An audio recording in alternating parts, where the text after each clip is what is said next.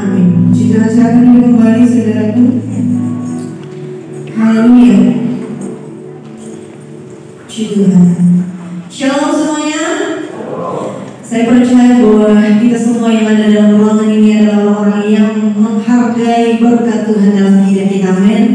Menghargai nafas yang masih gratis diberikan kepada kita. Puji Tuhan, terima kasih buat Tuhan Yesus yang baik, masih beri waktu bagi saya melayani, dan terima kasih buat gembala orang tua saya yang terus memberi kesempatan melayani Tuhan. Sama-sama bangkit berdiri dan dapat pembacaan kita dalam Injil Yohanes pasal yang kedua, ayat yang pertama sampai ayat yang ke-10.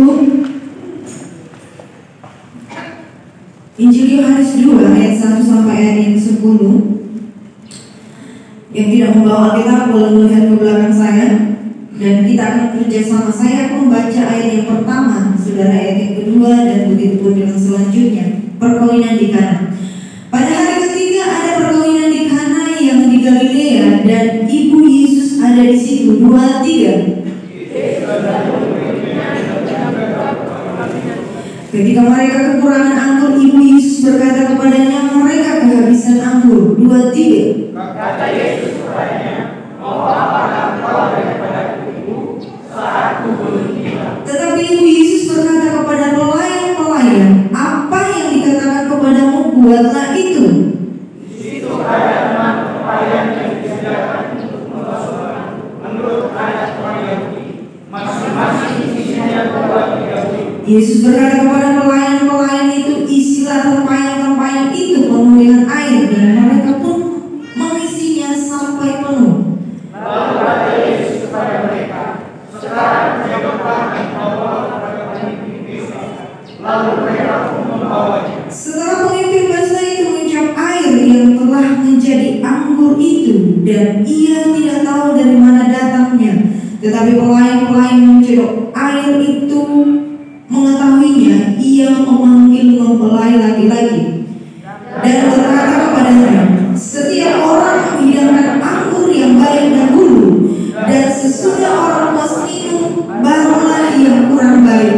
Akan tetapi engkau menyimpan anggur yang baik sampai sekarang. Terima kasih buat kerjasamanya. Silakan duduk.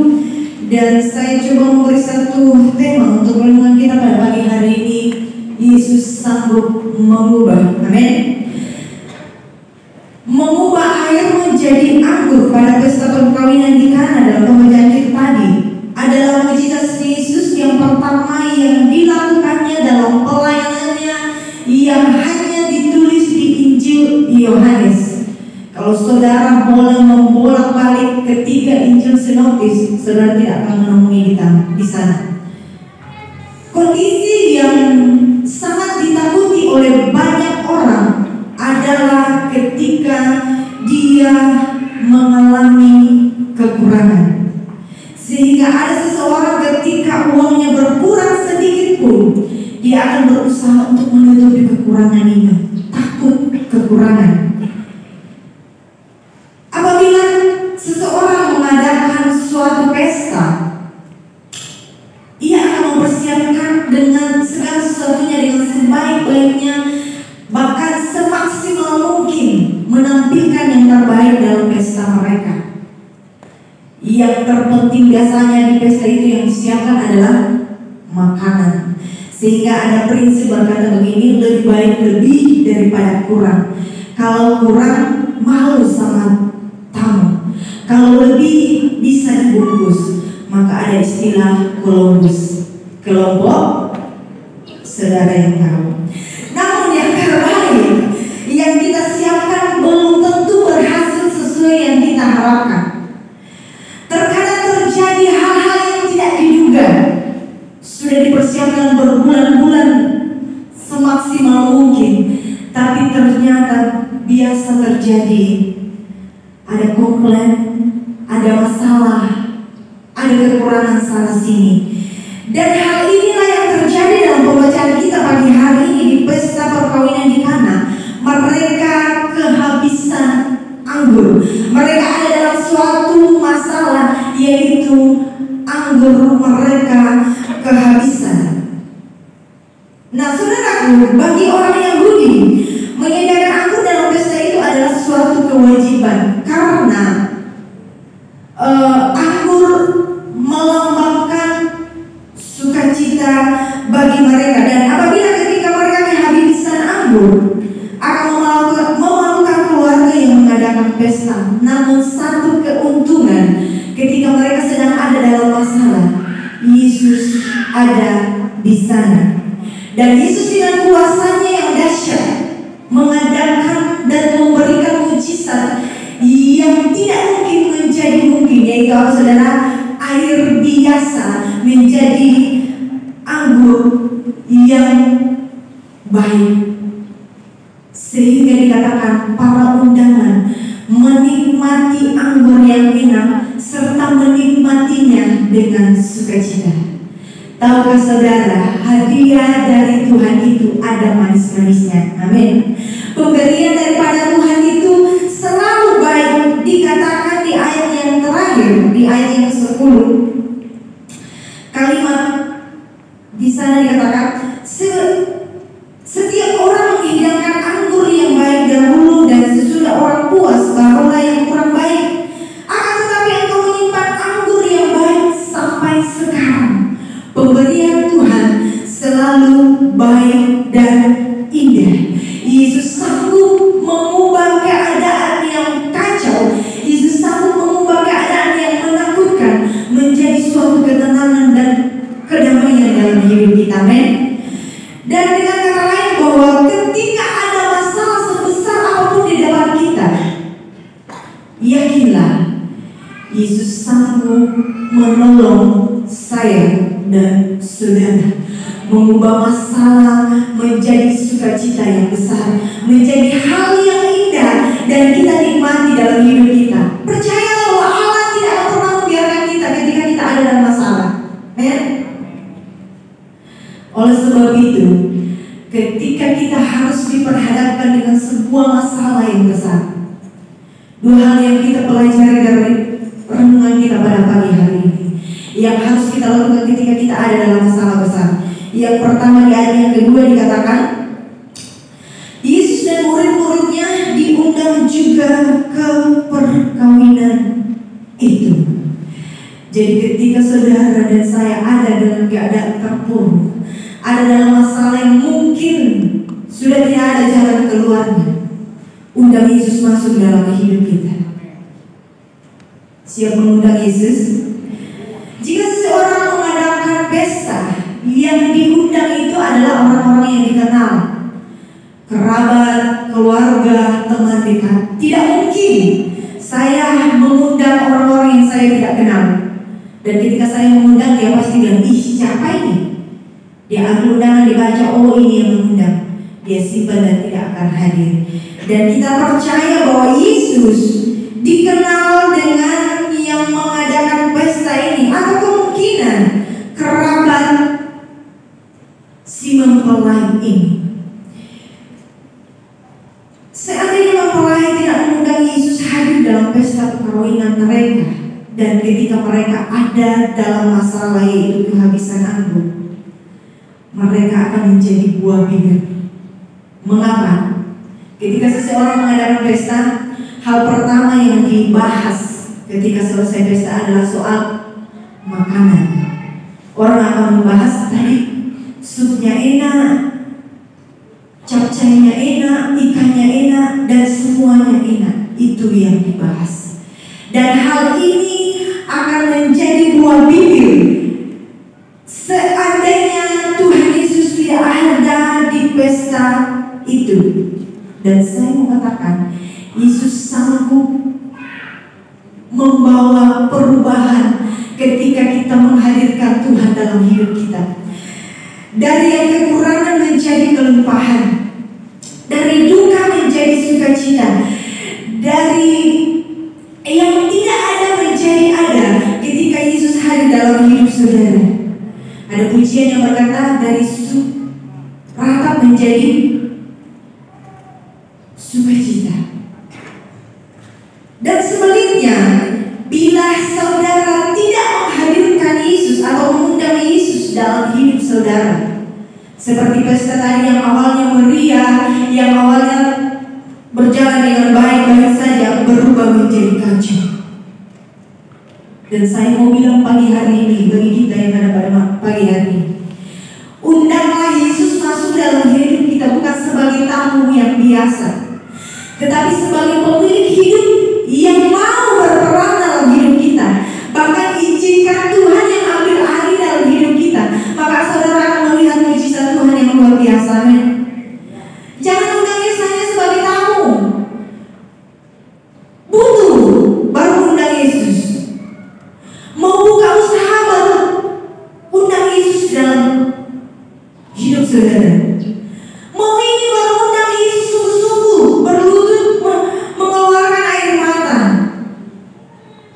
Sekali lagi saya mau bilang, undang Yesus jangan sebagai tamu biasa dalam hidup saudara, tetapi sebagai pemilik hidup kita. Dan izinkan Dia yang bekerja dalam hidup kita, maka saudara akan melihat mujizat yang luar biasa. Jika ada masalah dalam hidup kita, tidak ada lagi ketakutan. Kita tidak khawatir lagi karena kita percaya bahwa Yesus dalam hidup kita sanggup mengubah keadaan kita lebih baik lagi. Ketakutan dan kecemasan, kepanikan tidak akan pernah menyelesaikan masalah. Namun mari belajar hadirkan Tuhan, hadirkan Yesus dalam hidup kita, serta menyerahkan seluruh hidup kita dalam kondisi apapun ke dalam tangan Tuhan. Mari buka dalam Mazmur pasalnya yang ke-37 ayat yang ke-5. Coba ditampilkan. Mazmur 37 ayat yang ke-5. Sama-sama baca dengan suara yang lantang. 2, 3. Serahkanlah hidupmu.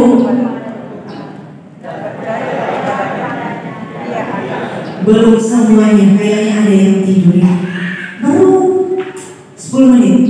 2, 3. Serahkanlah hidupmu kepada Tuhan dan percayalah kepadanya, dan Ia akan, amin, Ia akan bertindak menolong saudara. Ia akan bertindak menyembuhkan saudara. Ia akan bertindak untuk memberkati saudara ketika Dia hadir dalam hidup saudara. Apa yang saudara sedang alami saat ini saya tidak tahu. Mungkin saudara sedang bermasalah dengan usaha saudara.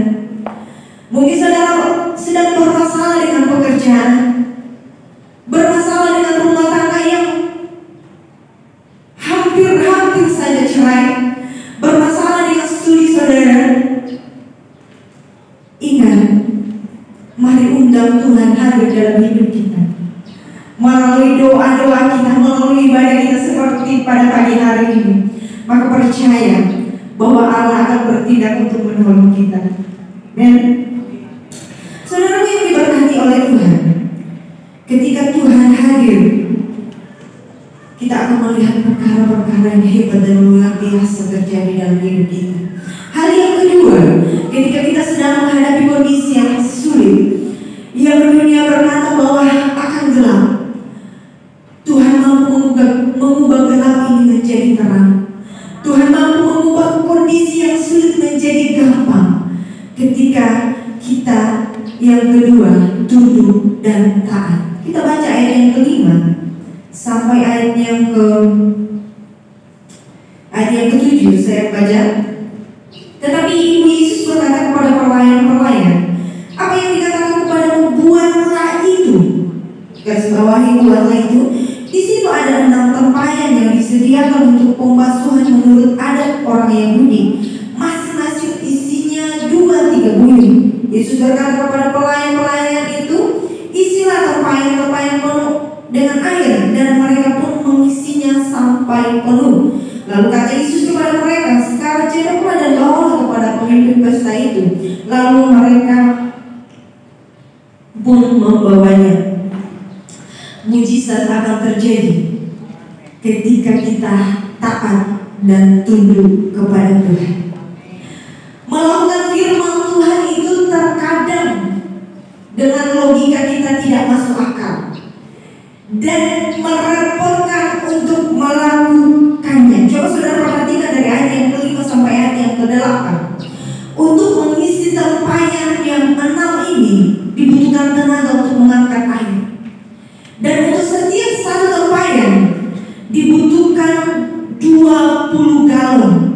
airnya 20 galon untuk bisa penuh. 6 tepayan kali 20 berapa galon? 120 galon. Mengangkat air akan menjadi capek dan kemungkinan basah. Selesainya itu disuruh lagi bawa ke pemimpin pesta. Hal yang tidak masuk akal. Bisanya air biasa dia suruh bawa di pemimpin pesta untuk dicoba. Takutnya nanti ketika dia minum air yang biasa ini, dia sakit perut, dia marah sama saya. Tapi saudara perhatikan pembacaan kita. Para pelayan-pelayan tunduk dan taat kepada perkataan Tuhan, dan terjadilah mujizat. Taat yang tidak disertai dengan persungutan. Mungkin kalau orang lain capeknya nih, mau isi tempayan ini harus banyak air. Tidak masuk akalnya nih, air biasa kok suruh saya bawa di pemimpin pesta. Tapi apa yang terjadi? Yang tidak masuk akal bagi manusia jadi hal yang luar biasa di dalam Tuhan ketika kita tunduk di hadapan Tuhan. Dan ketika kita mengharapkan mujizat terjadi dalam hidup kita, dibutuhkan ketaatan yang penuh untuk melakukan firman Tuhan. Men, bukan setengah-setengah. Dikatakan di ayat yang beberapa itu, di ayat yang ke-7 kalimat yang terakhir dikatakan, dan mereka pun mengisinya sampai penuh. Dengan arti Allah membutuhkan ketaatan kita dengan sungguh-sungguh, bukan ketaatan yang setengah-setengah. Sudah menghampiri Natal, maka yang setengah-setengah akan kelihatan lagi. Terserah Anda mau tersinggung atau tidak. Mau mendekati Natal baru mempersiapkan segalanya, baru mau serius dengan Tuhan. Kenapa bukan hari-hari yang kemarin? Emangnya Tuhan hanya memberkati saudara cuma 1 kali 1 tahun? Hanya Natal? Hanya Natal menjadi spesial bagi kita, ya kan? Sehingga orang mempersiapkan segala sesuatunya, harus ini, harus itu. Kenapa minggu-minggu yang kemarin? Kenapa hari-hari ini tidak spesial juga untuk Tuhan? Semua hari spesial untuk Tuhan. Jangan berpikir, nanti Natal baru saya muncul. Ada yang pasang status begini, sampai jumpa tahun depan. Saya berpikir ketika selesai tahun baru dia akan setia. Tetapi maksudnya sampai jumpa tahun depan itu artinya nanti tanggal 25 bulan depan ini baru dia muncul lagi. Nah, ketidaktaatan adalah respon atau cara seseorang untuk menolak kuasa Tuhan terjadi dalam hidupnya. Orang yang tidak taat menganggap dirinya selalu mampu, selalu bisa tanpa Tuhan dalam hidupnya. Nah, ini dia yang kadang terjadi dalam kehidupan jemaat Tuhan. Melewati tahun 2022 ini, tidak kena di corona. Biasa masih sehat sih. Berarti saya bisa sih tanpa ibadah dengan Tuhan. Ciri orang yang tidak taat kepada Tuhan. Banyak orang gagal, banyak orang tidak berhasil karena tidak ada penundukannya kepada Tuhan, bahkan tidak pernah menghargai gembalanya sebagai wakil Tuhan untuk menyampaikan firman Tuhan kepada apa di gembala saya. Anak baru kemarin, saya lebih dulu lahir daripada dia. Apa di gembala saya? Cuma anak dari roti kecil. Tidak ada penundukan kepada gembala dan Tuhan, sehingga kita tidak melihat mujizat yang Tuhan sudah siapkan. Sebenarnya di depan kita Tuhan sudah siapkan mujizat, tinggal sedikit terbuka untuk kita nikmati. Tetapi ketaatan kita tidak full di dalam Tuhan, penghormatan penghargaan kita tidak full kepada gembala kita, kepada pemimpin kita, maka mujizat itu tertutup kembali, hilang. Sehingga kita mengeluh, mana nih Tuhan? Saya sudah rajin ibadah sekalipun corona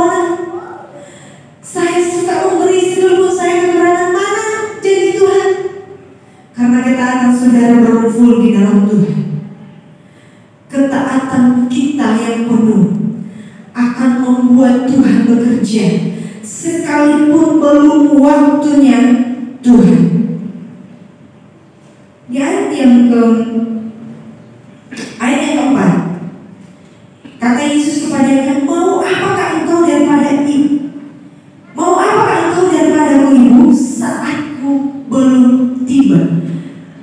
Belum waktunya Tuhan untuk mengadakan mujizat pada waktu itu. Tetapi karena ada pelayan-pelayan Tuhan yang tunduk kepada Ibu Yesus, yang taat kepada Tuhan, maka sekalipun belum waktunya Tuhan, Tuhan bisa bekerja mengadakan mujizat. Belum waktunya untuk bekerja bagi saya dan saudara, tetapi ketika kita tunduk menghargai Tuhan, menghadirkan Tuhan dalam hidup kita, Tuhan mampu mengubah air menjadi anggur. Tuhan mampu mengubah keadaan yang buruk menjadi lebih baik dalam hidup kita. Maka milikilah sifat ketaatan. Di bolak-balik manapun ini kata taat akan tetap taat. Taat dari belakang taat tetap taat. Maka sebagai jemaat Tuhan memiliki karakter yang seperti yang dimiliki oleh pelayan-pelayan Tuhan. Kalau saudara mau melihat keajaiban Tuhan lebih dahsyat lagi di minggu-minggu yang mendatang, bahkan tahun depan, orang bilang gelap. Kalau kita taat, gelap itu akan berubah menjadi terang. Gelap itu akan berubah menjadi berkat yang luar biasa. Kata firman Tuhan yang tidak pernah kita pikirkan, yang tidak pernah timbul dalam hati kita, yang tidak pernah didengar oleh telinga, itu yang akan Tuhan siapkan di tahun yang akan kita hadapi ke depan. Kalau kita mengundang Tuhan hadir dalam hidup kita, kalau kita mengundang Tuhan hadir menguasai kita, kehebatan dan kuasa Tuhan akan terjadi. Sekali lagi saya mau katakan, ketika kita mau membuka hati kita, menghadirkan Tuhan berperan dalam hidup kita, kehebatan Tuhan akan menjadi bahagian kita. Ketika kita melakukan kehendak Tuhan tanpa berbantah-bantah. Karena ada orang berpikir begini, untuk apa bawa perpuluhan, bikin kaya gembala, untuk apa bawa persembahan banyak-banyak, untuk kemana itu? Itu namanya orang yang berbantah-bantah. Mari tutup Alkitab kita pada pagi hari ini. Mari undang Tuhan hadir dalam hidup kita. Izinkan Tuhan yang ambil alih hidup kita. Maka percaya bahwa ada mujizat, ada kuasa, ada kebenaran Tuhan yang Tuhan siapkan untuk kita nikmati. Masa sama berdiri, kita nyanyikan pujian, mari masuk.